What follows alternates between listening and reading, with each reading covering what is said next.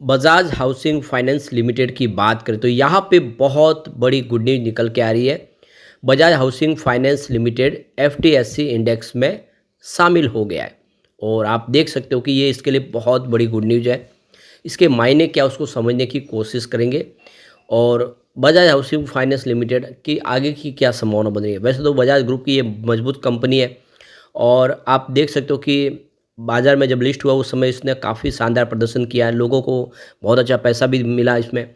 लेकिन ऊपर के लेवल से स्टॉक बहुत ज़्यादा गिर चुका है और अकेला बजाज हाउसिंग नहीं, बाकी सारे शेयर भी नीचे आए क्योंकि बाज़ार में ऊपर के लेवल से बहुत सारा करेक्शन हो गया है। ऐसे में क्या है आगे की संभावना, फंडामेंटली कंपनी कैसी है और अपनी पेयर कंपनियों की तुलना में इसका प्रदर्शन कैसा है, उसको समझेंगे इस वीडियो के माध्यम से।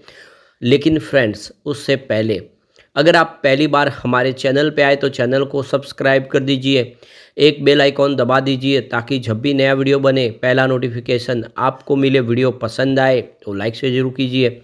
चलो फ्रेंड्स, वीडियो स्टार्ट करते हैं। मैं हूँ आपका दोस्त एस बी दवे और हमारे अपने चैनल ऑनलाइन कमाई में आपका बहुत बहुत स्वागत है।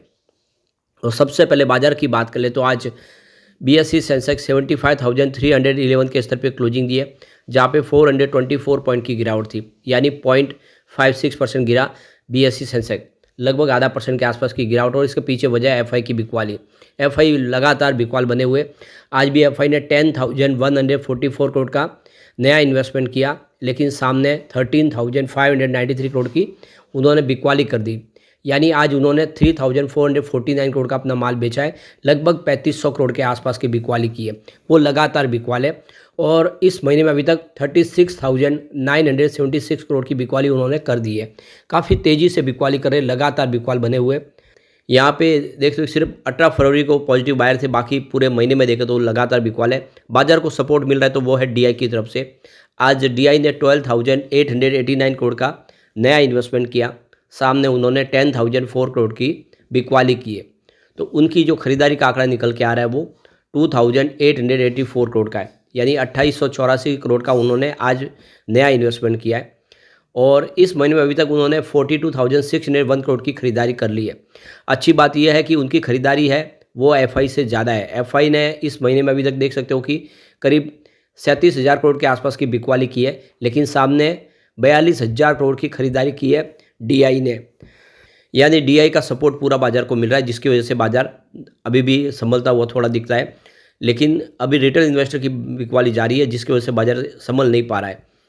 तो यहाँ पे जो बड़ी गुंडी निकल के आ रही है, 14 शेयर है जो एफटीएससी इंडिया इंडेक्स में एंट्री कर चुके हैं। आज लेटेस्ट अपडेट है तो देख सकते हो कि एफटीएससी यानी financial times stock exchange India index एक ग्लोबल स्टॉक मार्केट इंडेक्स है, जिसे एफटीएससी रुजल द्वारा मैनेज किया जाता है।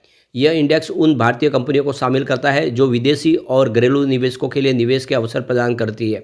वही 21 फरवरी 2025 की शाम, यानी भारतीय बाजारों के बंद होने के बाद इन शेयरों में बदलाव को लेकर खबर आई है और इसका जो असर है वो अब मंडे को देखने को मिलेगा। तो एफटीएससी इंडिया मार्च 2025 सेमी एनुअल रिव्यू हुआ है और अगर आसान शब्दों में कहें तो कौन कौन से शेयर है जिनको शामिल किया गया उसकी लिस्ट आ गई है। नए बदलाव 21 मार्च 2025 से लागू होंगे। तो जो शामिल हुए शेयर वो उनमें बोले तो 361 WAM, इसके अलावा देख सकते हो कि 2 नंबर पे है अजंता फार्मा और नंबर 3 पे है अपार इंडस्ट्रीज और नंबर 4 पे आपको बजाज हाउसिंग फाइनेंस भी दिखाई देगा, यानी बजाज हाउसिंग फाइनेंस भी यहाँ पे एफटीएससी इंडेक्स में शामिल हो चुका है। नंबर 5 पे है ब्लू स्टार और देख सकते इसके बाद में 6 नंबर पे देखें तो बीएससी है, 7 नंबर पे central depository service India limited, 8 नंबर पे क्रिशिल, 9 पे फर्टिलाइजर्स एंड केमिकल्स त्रावणकोर, 10 नंबर पे अगर आप देखें तो यहाँ पे फोर्टिस हेल्थ केयर, 11 नंबर पे इंडसइंड बैंक और 12 नंबर पे देखें तो किन्स टेक्नोलॉजी इंडिया, 13 नंबर पे नेशनल एल्यूमिनियम है यानी नाल्को और 14 नंबर पे देखें तो प्रीमियर एनर्जीज है। तो इस तरह से ये 14 नए जो शेयर है ये शामिल हो चुके हैं आप देख सकते हो एफटीएससी इंडेक्स में। तो ये देख सकते हो कि निवेशकों के लिए गाइड करता है ये। विदेशी निवेशक अक्सर इस इंडेक्स को देखकर भारत में निवेश करते हैं। एफटीईएफ और म्यूचुअल फंड से जुड़ा कई एक्सचेंज ट्रेडेड फंड्स, ईटीएफ और फंड्स इंडेक्स भी ट्रैक करते हैं इसको। तो मार्केट सेंटीमेंट को दर्शाता है। इसमें शामिल होने वाली कंपनियां अक्सर मार्केट लीडर होती है, इसलिए यह भारतीय इक्विटी मार्केट का एक अच्छा संकेतक होता है। इस इंडेक्स के अंदर कई तरह के भारतीय इक्विटी इंडेक्स को कवर करता है, जिनमें प्रमुख रूप से शामिल है FTSE इंडिया 50 इंडेक्स, भारत की टॉप 50 कंपनियों पर आधारित है। FTSE India all cap index विभिन्न मार्केट कैप वाली कंपनियों को कवर करता है। FTSE India Nifty 500 index Nifty 500 से मेल खाता है, और FTSE इंडिया सेक्टरल इंडेक्स विभिन्न सेक्टर की कंपनियों को ट्रैक करता है। तो यहाँ पे FTSE इंडिया इंडेक्स के अंदर शेयरों में एंट्री और एग्जिट किस प्रकार से होती है, तो FTSE इंडिया इंडेक्स में किसी शेयर की एंट्री और एग्जिट का निर्णय निश्चित मानदंडों और समीक्षाओं के आधार पर किया जाता है। आमतौर पर यह हर तिमाही या साल में 2 बार सेमी एनुअल रिव्यू किया जाता है। एंट्री के लिए आवश्यक शर्तें: मार्केट कैपिटलाइजेशन, कंपनी का फ्री फ्लोट, मार्केट कैप जो पब्लिक के लिए ट्रेडिंग में उपलब्ध हो, तय सीमा से अधिक होना चाहिए। बड़ी कंपनियों को FTSE India large cap index में जगह मिलती है, जबकि छोटी कंपनियों को मिड कैप और स्मॉल कैप इंडेक्स में आती है। तो जैसे जैसे कंपनी की साइज़ है उस हिसाब से उसमें उसको इंटर किया जाता है। लिक्विडिटी: स्टॉक का ट्रेडिंग वॉल्यूम अच्छा होना चाहिए, शेयर की खरीद बिक्री आसानी से होनी चाहिए, इसका इम्पैक्ट कॉस्ट कम होना चाहिए। सेक्टर बैलेंस: FTSE इंडेक्स का उद्देश्य विभिन्न सेक्टर का संतुलित प्रतिनिधित्व देना होता है। अगर किसी सेक्टर में पहले से बहुत ज़्यादा कंपनियां हैं तो नई कंपनियों को तभी जगह मिलती है जब वे अधिक मजबूत प्रदर्शन करती हो पुरानी कंपनियों के मुकाबले। और फॉरेन इन्वेस्टमेंट असेंबिलिटी की देखिए बात करें तो FTSE इंडेक्स को विदेशी निवेशक FII और FPI भी देखते हैं, इसलिए कंपनी में विदेश निवेश की अनुमति होनी चाहिए। जिन कंपनियों पर निवेश सीमा प्रतिबंधित होते हैं वो उनको बाहर किया जाता है। और एग्जिट करने का कारण क्या है, तो देख सकते हो मार्केट कैप का गिरना। यदि किसी प्रकार की कंपनी का free float market cap FTSE की तय सीमा से नीचे चला जाता है तो उसे इंडेक्स से बाहर कर दिया जाता है। कम लिक्विडिटी: अगर ट्रेडिंग में शेयर वॉल्यूम घट जाता है और उसका इम्पैक्ट कॉस्ट बढ़ जाता है तो भी उसे इंडेक्स से हटा दिया जाता है। कमजोर प्रदर्शन के तौर पे भी अगर लगातार कमजोर वित्तीय प्रदर्शन करने वाली कंपनियों को भी FTSE इंडेक्स से बाहर किया जाता है। जिसका प्रदर्शन अच्छा ना हो, लगातार बेहतर रिजल्ट न दे रही हो, उस कंपनियों को भी बाहर किया जाता है। या फिर डिलिस्टिंग या मर्जर होता है, अगर किसी कंपनी डिलिस्ट हो जाती है या किसी कंपनी का मर्जर हो जाता है तो उसे भी यहाँ से हटा दिया जाता है। विदेशी निवेश में कुछ दिक्कतें भी है, देख सकते हो उसमें कुछ कंपनियों को सरकार द्वारा निवेश प्रतिबंधित लगने के कारण हटाया जा सकता है।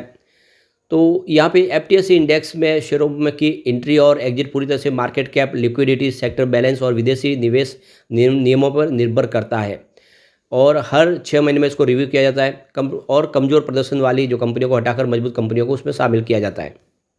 तो निवेशकों को FTSE इंडेक्स के बदलावों पर नज़र रखनी चाहिए, क्योंकि इसमें होने वाले बदलाव मार्केट पर असर डाल सकते हैं। अगर कोई शेयर FTSE इंडेक्स में जुड़ता है तो उसकी डिमांड और कीमत बढ़ सकती है, जबकि बाहर होने पर उसकी बिकवाली का दबाव आ सकता है। तो ये बजाज हाउसिंग फाइनेंस लिमिटेड के लिए गोल्डन अपॉर्चुनिटी है, उसको FTSE इंडेक्स में शामिल कर लिया गया है। अब आने वाले समय उसमें निवेश की संभावना बढ़ेगी और बाहर से विदेशी ग्लोबल इनफ्लो जो है, बाहर का मार्केट का जो पैसा वो आएगा, और एक आने वाले समय बेहतर उम्मीद की जा सकती है। वैसे यहाँ पे स्टॉक तो दबाव में रहा। अगर हम जनवरी महीने के म्यूचुअल फंड के आंकड़े देखें तो सिर्फ एक म्यूचुअल फंड ने यहाँ पे खरीदारी की है, बाकी 16 म्यूचुअल फंड यहाँ से एग्जिट करके निकल गए, क्योंकि बाजार में तेजी की संभावना नहीं बल्कि बाजार में दबाव की स्थिति है। वैसे फंडामेंटल देखें इसके तो मार्केट कैप 94,566 करोड़ के आसपास है, करंट प्राइस की 114 की है, लो अगर देखें तो 103 रुपये का बनाया हुआ है, और हाई इसका 188 का है, जो लिस्टिंग के 2-3 दिन बाद बन गया था। उसके बाद में स्टॉक लगातार नीचे आया। स्टॉक का P 48.30, इसका P रेशियो दूसरी पेयर कंपनियों की तुलना में थोड़ा ज़्यादा है, ये थोड़ी सी प्रॉब्लम जरूर है। और बुक वैल्यू इसकी 22.60 की है, और ROC इसका 9.42% है, और ROE अगर देखें तो 15.2% के आसपास है। फेस वैल्यू 10 है। तो देख सकते हो कि फंडामेंटल इसके अच्छे लग रहे हैं, और आने वाले समय उम्मीद है कि कुछ बेहतर होगा। तो काफ़ी अच्छी अपॉर्चुनिटी है, काफ़ी अच्छी गुड न्यूज़ निकल के आई है। लेकिन फ्रेंड्स, कोई भी इन्वेस्टमेंट करने से पहले अपने फाइनेंशियल एडवाइजर से एडवाइस ले ले या अपना खुद का रिसर्च करें, क्योंकि मैंने वीडियो आपके एजुकेशनल पर्पज़ के लिए ही बनाया। वीडियो पसंद आए तो लाइक से जरूर कीजिए और चैनल को सब्सक्राइब कर दीजिए। Thank you friends.